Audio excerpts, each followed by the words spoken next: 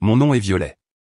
J'ai 36 ans et je suis actuellement directrice de la stratégie pour une société financière dont le siège social est à Seattle. Mais, aux yeux de ma famille, j'ai toujours été l'enfant raté. Chaque année en juin, ils organisent une réunion de famille dans le vieux domaine de la baie de Montray, l'endroit où j'ai grandi, celui qui était le paradis de mon enfance jusqu'à ce qu'il devienne un symbole d'exclusion. Cette année n'a pas fait exception. Le courriel est arrivé à 9 heures précises lundi matin, avec un objet en majuscule, n'oubliez pas la réunion des familles Spencer CETE accent aigu à Montray.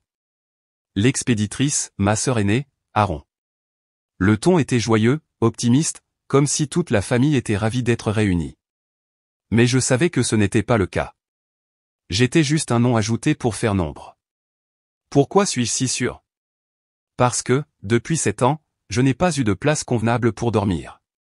Les chambres sont pleines, Violet. Tu peux peut-être prendre un hôtel dans les environs. C'est la phrase classique de ma mère, Hélène, comme une horloge, année après année. Elle ne manque jamais une occasion. J'étais assise dans mon bureau au 28e étage en train de regarder ce courriel lorsque Julia, mon assistante, est entrée avec 2 expressos. Réunion de famille encore, a-t-elle demandé, remarquant mon air sombre. J'ai hoché la tête. Laisse-moi deviner, pas assez de chambres encore cette année? J'ai ri d'un rire court et sec. Peut-être que cette fois, la fille d'Aaron a besoin de plus d'espace pour créer de l'art. Je n'avais pas besoin de l'entendre pour savoir ce qui allait se passer ensuite.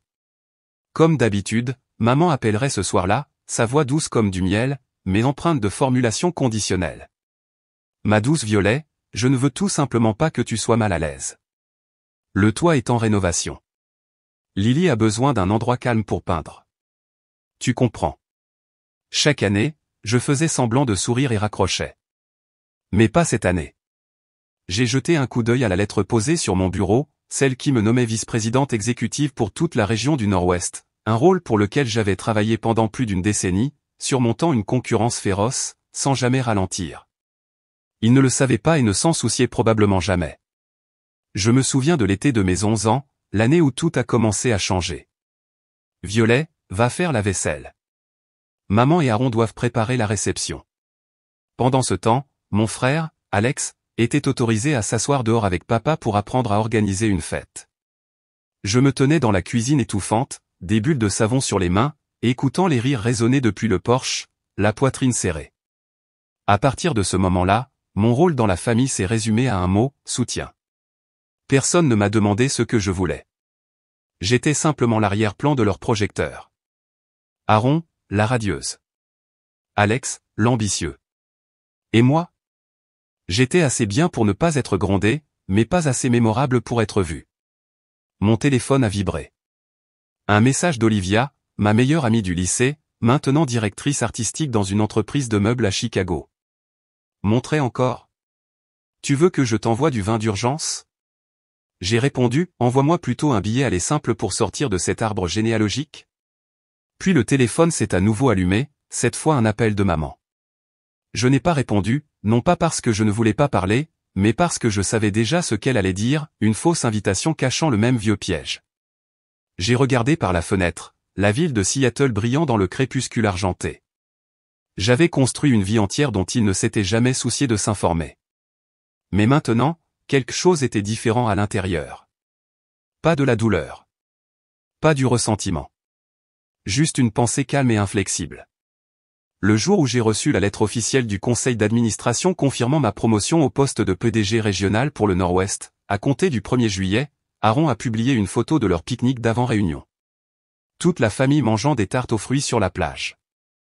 Ma mère a commenté en dessous, la famille et tout. Je n'étais pas sur cette photo. Comme toujours. J'ai cru autrefois que le succès les ferait me voir différemment.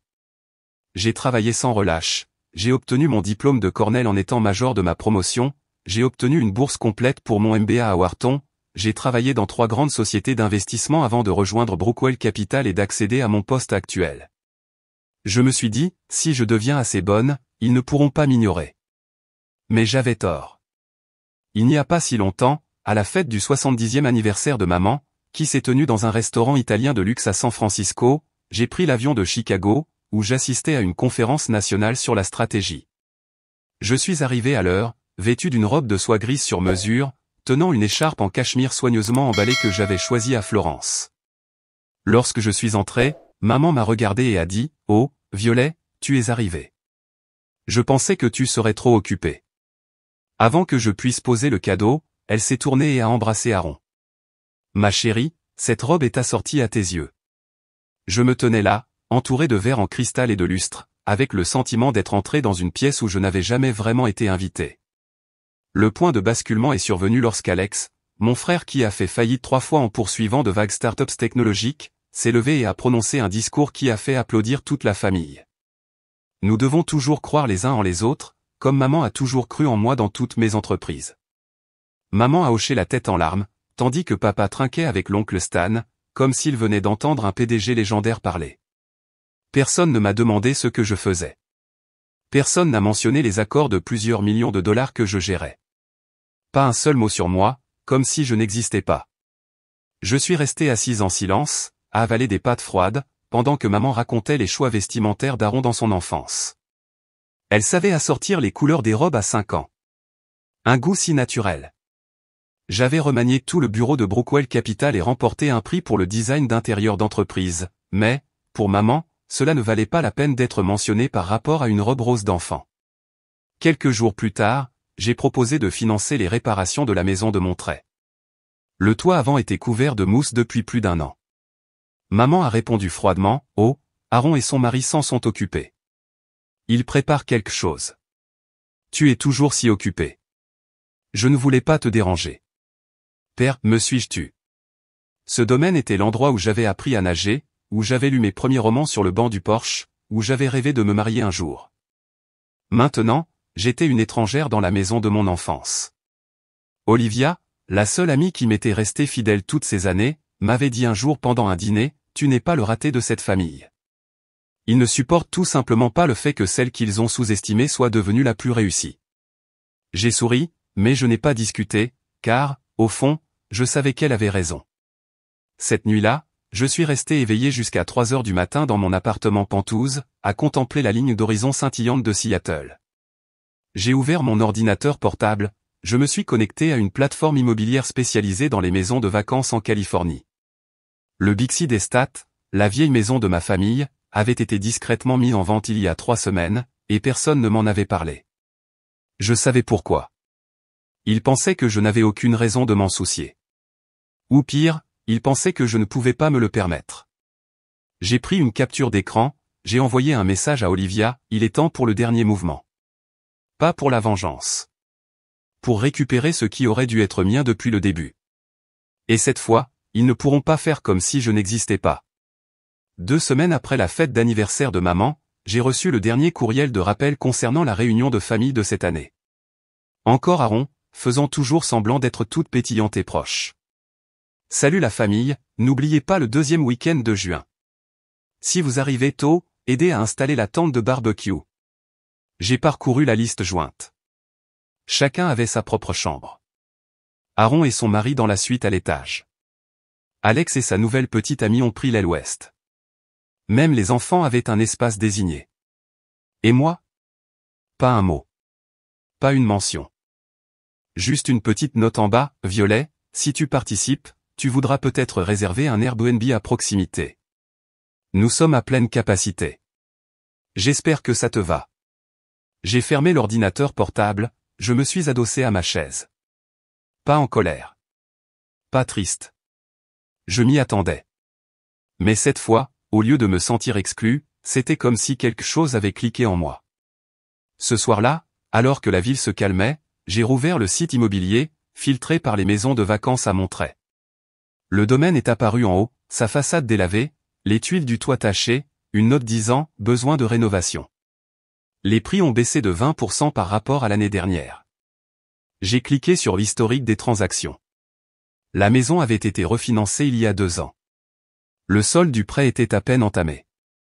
C'est pourquoi ils étaient désespérés de vendre. Ma famille, qui se vantait toujours de tradition et de valeurs familiales, essayait de sauver les apparences en organisant une réunion dans une maison sur le point d'être saisie. J'ai soupiré. Enfant, cette maison était mon seul refuge. Mais chaque année, chaque dîner dont j'étais exclu, chaque chaise pliante sur laquelle j'étais relégué, chaque photo dont j'étais absente, cette maison devenait un symbole de déni. Maintenant, je pouvais la transformer en preuve que je n'avais jamais été celle qu'on laissait derrière soi. J'ai appelé Laura, mon avocate et conseillère financière, dès le lendemain matin. « Tu veux l'acheter ?» a demandé Laura, surprise.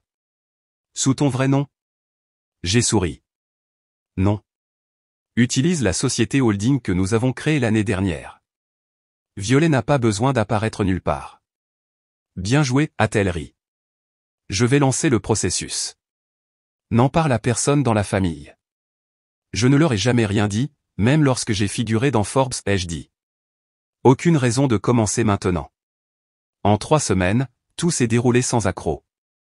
Le vendeur, un représentant de la banque, n'a pas posé de questions, tant que l'argent arrivait vite. J'ai signé le contrat depuis mon bureau de Seattle, mon café encore chaud sur la table. Alors que le stylo se levait de la dernière page, Laura m'a regardé. « Tu es maintenant la propriétaire légale du domaine Spencer à Monterey. Félicitations. » J'ai serré la nouvelle clé dans ma main. Petite, froide, tranchante. Mais, pour moi, elle représentait tout ce que j'avais gagné. Pas la vengeance. La restauration. Je n'en ai parlé à personne. Ni à Olivia. Ni à Julia. Ni même à Rémi, mon collègue le plus proche. J'ai simplement programmé une escapade de 3 jours pour coïncider avec le week-end de la Réunion. Je suis arrivé à Monterey le jeudi matin, 3 jours à l'avance. Sur le siège passager se trouvait mon sac Hermès et un épais portefeuille estampillé du logo de la Henley Corporation, la société FinTech avec laquelle je venais de finaliser une fusion quelques heures auparavant. L'accord Henley-Brookwell, d'une valeur de plus de 400 millions de dollars, s'était conclu discrètement mais avait envoyé des ondes de choc dans le monde de l'investissement. Et moi, responsable de la stratégie et des négociations, non seulement j'avais réussi, mais j'avais été nommé vice-présidente internationale. Un nouveau poste de direction à Singapour m'attendait une fois la fusion officiellement annoncée le mois prochain. Je n'en ai jamais parlé à ma famille. Ils ne s'en sont jamais souciés. Pour eux, j'ai toujours été Violet, la silencieuse, la distante, celle qui manque toujours les réunions. Je pensais que devenir directrice de la stratégie était le sommet, mais ceci, c'était le tournant. La lettre d'offre du conseil d'administration est arrivée par courriel. L'objet se lisait simplement « Félicitations. Tu l'as mérité. » Et, pour la première fois depuis des années, j'ai pleuré. Pas à cause du titre. Pas à cause de la prime. Mais parce que je me sentais enfin vu. Reconnu. Cet après-midi-là, alors que j'étais assise sur le balcon du domaine qui m'appartenait désormais légalement, la brise océanique portant le sel de vieux souvenirs, Olivia a appelé. Elle était à Chicago, venant de terminer le lancement de sa collection de meubles d'automne. Je viens de lire le rapport financier. Tu l'as vraiment fait? Ouais, ai-je répondu calmement. Ils t'ont choisi, Violet. Tu ne comprends pas. Tu es à la une de la section économie du Wall Street Review. Tout mon fil LinkedIn est inondé de partages de l'article qui parle de toi. J'ai souri faiblement, toujours en regardant le coucher de soleil. Je sais. Mais ta famille ne l'a probablement pas vu. Crois-moi, Aaron est probablement en train de fulminer quelque part, essayant de comprendre pourquoi Violet Spencer est maintenant la plus jeune femme cadre jamais promue chez Brookwell. Aaron dira que c'est juste quelqu'un qui porte le même nom, ai-je dit sèchement. Et Alex pense probablement que c'est un canular. Sont-ils déjà là? J'ai jeté un coup d'œil à l'horloge. Demain matin. Et je serai là pour les accueillir. N'oublie pas de filmer leur réaction. Tu mérites chaque seconde de ce moment. J'ai terminé l'appel, étrangement calme. Je rêvais de leur approbation. À chaque fête, à chaque carte que j'envoyais, j'espérais que quelqu'un dans la famille appellerait et dirait « Nous sommes fiers de toi ». Mais maintenant, avec la vérité imprimée, je n'en avais plus besoin. Le lendemain matin, le journal télévisé national de 8 heures a consacré près de 2 minutes à l'accord Brookwell-Henley. Des images de moi dans un tailleur bleu marine serrant la main du PDG de Henley sont apparues à l'écran avec la légende « Violet Spencer, la femme derrière l'accord à $1 milliard qui a bouleversé le marché ». Et puis mon téléphone a explosé. Le premier message venait de maman. « Maman, chérie, c'était toi. Je viens de voir les nouvelles. » Je n'ai pas répondu. Ensuite est venu Aaron. Les médias aiment toujours exagérer, mes félicitations, si c'est vrai. J'ai verrouillé l'écran en silence. Puis Alex. Besoin d'un conseiller en start-up? J'ai quelques idées. Peut-être pourrions-nous collaborer. J'ai ri, pas amèrement, juste amusé. Ils m'ont ignoré toute ma vie, et maintenant un segment financier les faisait revenir en rampant. Aucune excuse. Aucune reconnaissance du passé. Juste un espoir opportuniste. J'ai regardé autour de la maison. Les murs étaient toujours de la même couleur, mais j'avais une équipe de conception prévue pour la semaine prochaine. À partir de maintenant, ce ne serait plus une maison de souvenirs silencieux. Ce serait un monument à la force tranquille qu'ils avaient toujours négligée. Je me suis levé, je suis entré dans le salon et j'ai sorti le dossier de voyage que les RH m'avaient envoyé ce matin-là. À l'intérieur se trouvait le plan de relocalisation à Singapour. Un Pantouz à Marina Bay attendait ma visite, et une nouvelle équipe attendait ma direction. Mais d'abord, j'avais des affaires en suspens. Ma famille arriverait le lendemain matin, pensant toujours entrer dans leur maison, comme chaque année auparavant. Ils n'avaient aucune idée. Et je serais celle qui leur montrerait. Non pas avec des mots, mais avec une vérité qu'ils ne pourraient ignorer. Le crissement des pneus sur le gravier a résonné à travers le portail pendant que je versais du café dans la même cuisine qui avait autrefois accueilli mes petits déjeuners d'enfance. Par la fenêtre, j'ai vu le SUV familier de maman s'arrêter, suivi de la voiture d'Aaron, puis de celle d'Alex. Ils sont sortis, discutant et riant, comme si rien n'avait changé, comme si c'était toujours leur maison. J'ai posé ma tasse, j'ai marché lentement dans le salon, les talons cliquant nettement sur le plancher en bois. Les portes ne s'ouvrant pas, la voix de maman a appelé de l'extérieur, perplexe. Aaron, tu as ta clé? Bien sûr, maman a dit Aaron, en insérant la clé. Clic, clic. Rien. Alex a essayé ensuite. Toujours pas de chance. J'ai ouvert la porte de l'intérieur, la main ferme sur la poignée, et je l'ai tirée doucement. Tous les trois se sont retournés, stupéfaits, comme si je venais de sortir du mauvais univers. Violet? Maman a plissé les yeux. Qu'est-ce que tu fais ici? J'ai légèrement incliné la tête en souriant. Bienvenue au domaine Montret. S'il vous plaît, entrez. Je me suis écarté, ma voix douce comme la brise marine, mais tranchante comme l'acier. Aaron s'est avancé, les yeux méfiants. Attends une seconde. Maman a essayé la clé 2 fois, et ça n'a pas marché. Comment es-tu entré? Qui t'a donné une clé? Je n'ai pas répondu tout de suite. Au lieu de cela, je suis entré dans le salon où j'avais disposé un grand dossier portant le logo du Révérend Hôtel, un complexe hôtelier 5 étoiles à seulement 10 minutes de là. Au-dessus se trouvaient des enveloppes étiquetées pour chaque membre de la famille, contenant chacune une carte de clé de chambre dorée. Il y a quelque chose que vous devriez probablement savoir. Je me suis tourné pour faire face directement à maman. Cette maison n'appartient plus à la famille. Silence. J'ai parlé clairement. J'ai acheté le domaine il y a plus d'1 mois, sous le nom de ma société holding privée. Désormais, tout ce qui se passe dans cette maison, y compris les réunions, nécessite l'autorisation du propriétaire légal. J'ai balayé chacun d'eux du regard, toujours avec le sourire poli, plus tranchant que n'importe quelle insulte. Alex a été le premier à réagir. Attends, tu dis que tu as acheté cet endroit? Avec quoi? Ton salaire? Non. Avec les capitaux propres et les droits exécutifs de la fusion que je viens de diriger, évalués à plus de 400 millions de dollars. J'ai ouvert mon iPad, j'ai affiché l'article de presse me montrant serrant la main du PDG de Henley. Si tu suivais les nouvelles au lieu de courir après les altcoins, tu le saurais peut-être. Aaron a légèrement reculé. Violet, pourquoi tu n'as rien dit à personne? Pourquoi faire les choses de cette façon? J'ai levé le menton. Parce que personne ne me l'a jamais demandé. Quand est-ce que l'un d'entre vous s'est enquis de la façon dont j'allais vraiment? Je me souviens. C'était l'anniversaire de maman, il y a 2 ans. Je me tenais à la table de la fête, et elle m'a demandé de m'écarter pour qu'elle puisse prendre une photo de famille. Je n'y étais pas. Maman s'est affalée sur une chaise comme si quelqu'un avait tiré le sol sous ses pieds. Alors, et maintenant? On fait toujours la réunion ici? J'ai secoué la tête et j'ai glissé le dossier de l'hôtel vers eux. J'ai réservé tout le dernier étage du Révérend Hôtel pour la famille. Chambre privée, une zone pour les enfants, une terrasse pour le barbecue, et même un espace galerie si vous voulez accrocher ces vieilles photos.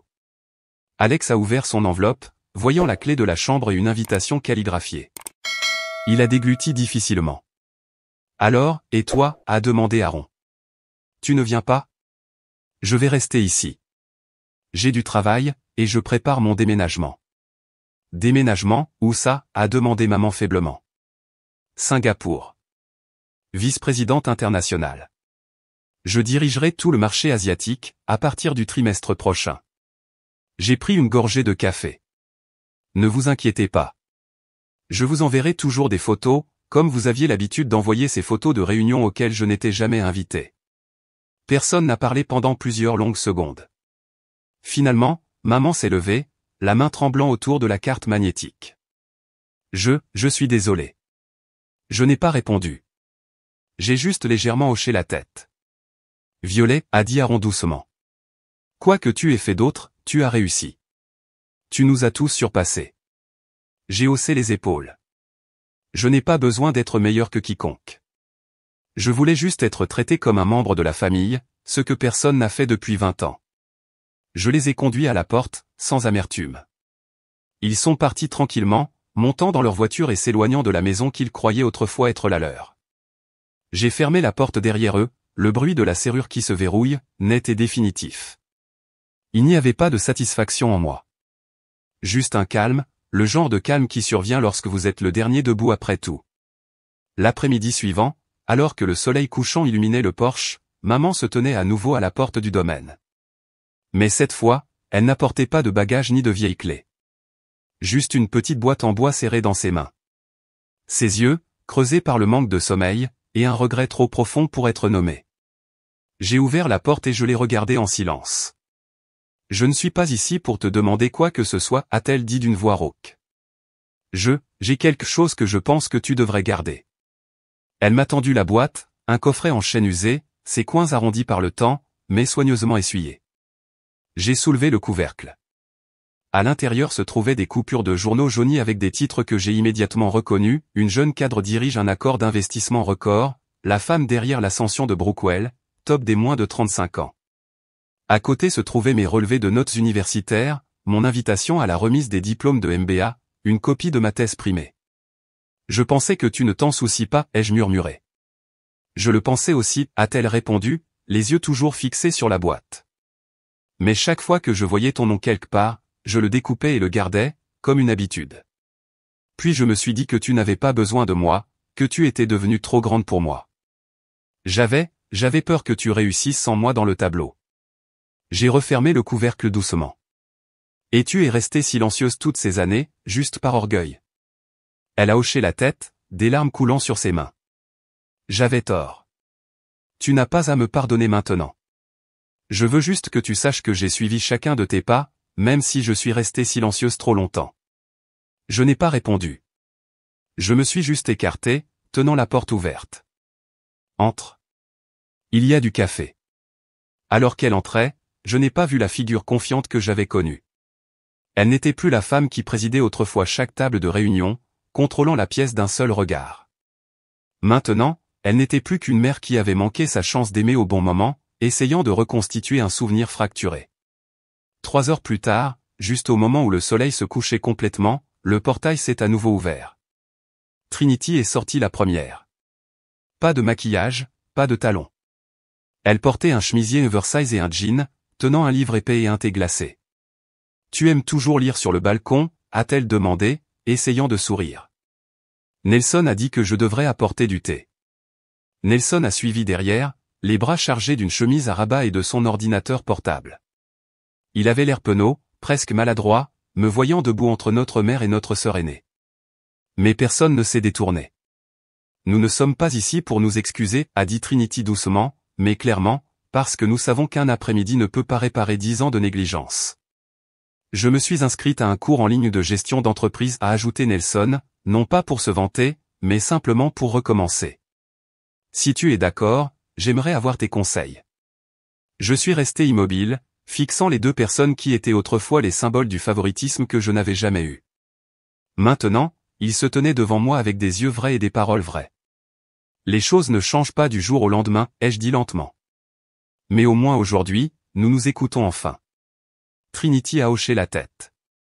J'ai pris un congé de 3 mois du cabinet d'avocat. Je prévois de venir te voir à Singapour, si c'est possible.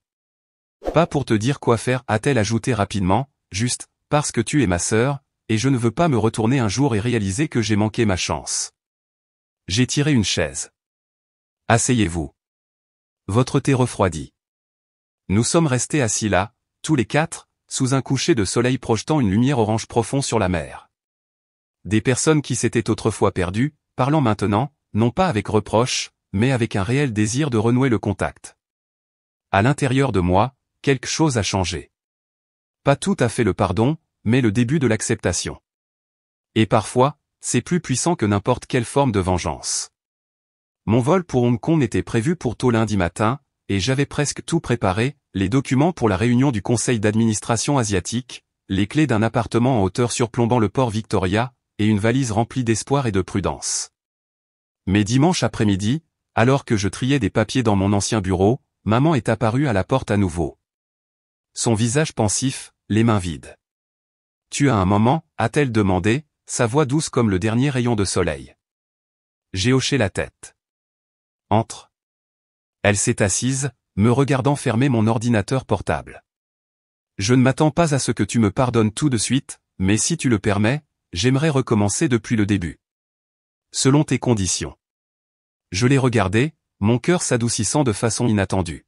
« Alors écoute attentivement, ai-je dit lentement. Plus de favoritisme. Plus de dîner où je ne suis qu'un décor. Si tu veux vraiment reconstruire cette relation, cela commence par l'écoute et le respect. » Elle a hoché la tête. Pas d'excuses. Pas de défense. Je comprends. Et j'essaierai d'apprendre. Ce soir-là, Aaron est également venu, cette fois seul. Elle a apporté une carte pliée indiquant les sites touristiques autour de Hong Kong. Pas pour te contrôler, a-t-elle dit avec un sourire penaud. Tu as dit un jour que tu voulais voir le monde. Je voulais juste contribuer, si je pouvais. Je l'ai regardé, me souvenant de toutes ces années perdues dans l'ombre de la grande sœur parfaite. Mais maintenant, les yeux d'Aaron ne défiaient pas. Ils invitaient, patiemment et sincèrement. Tu peux venir, ai-je dit, tant que tu viens en tant que sœur, pas en tant que superviseur. Elle a ri.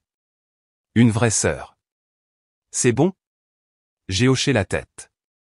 Ce soir-là, toute la famille s'est réunie pour un repas simple au domaine de Monterey. Pour la première fois depuis des années, personne ne s'est battu pour être entendu. Maman a laissé Nelson parler, qui a partagé une idée de start-up, cette fois soutenue par une étude de marché appropriée. Je ne te demande pas de la financer, tu sais, a-t-il levé les mains, à moitié en plaisantant, mais si tu as le temps, pourrais-tu regarder le projet? J'ai sorti mon iPad. Envoie-moi la proposition. Si tu es sérieux, je te donnerai une réponse sérieuse. Il a souri, visiblement soulagé. Quand le dîner a été terminé, je suis sorti sur le balcon avec un verre d'eau. Les lumières des maisons lointaines se reflétaient sur la mer, me rappelant que le monde attendait. Maman m'a rejointe. Tu es vraiment d'accord pour déménager si loin? Je me suis tourné vers elle. Je suis d'accord parce que cette fois je pars en tant que personne choisie, pas en tant que personne laissée pour compte. Elle est restée silencieuse un moment, puis a demandé doucement, et cette maison? J'ai souri doucement. Je la louerai de façon saisonnière, mais si toute la famille essaie vraiment, je suis ouverte à réserver l'été chaque année pour une réunion. Elle avait l'air surprise. Vraiment? À une condition, ai-je ajouté fermement. Chaque année, quelqu'un d'autre est l'hôte.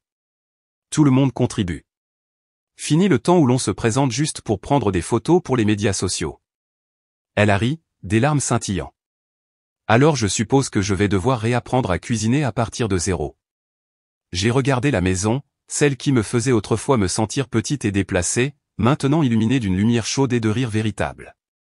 Le lendemain matin, alors que le taxi me conduisait sur la route sinueuse qui s'éloignait du domaine, j'ai vu Aaron et Nelson faire signe du Porsche, et maman tenant une petite pancarte sur laquelle était écrit « Bonne chance, Violet ».